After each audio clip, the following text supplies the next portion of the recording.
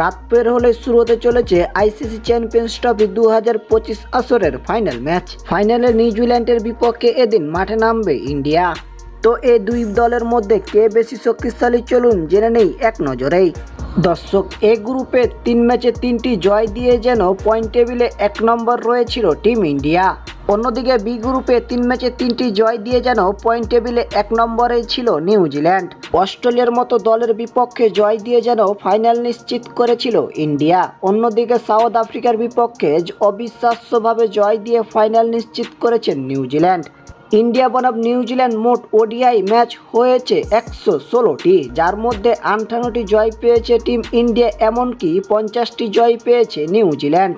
তো বন্ধুরা, কালকে ফাইনাল ম্যাচে কে জিতবে আর আপনাদের মতামত কি তা অবশ্যই কমেন্টে জানাবেন। আর ভিডিওটি ভালো লাগলে একটা লাইক দিবেন, যারা আমাদের চ্যানেল নতুন অবশ্যই সবাই চ্যানেলটি সাবস্ক্রাইব করে দিবেন।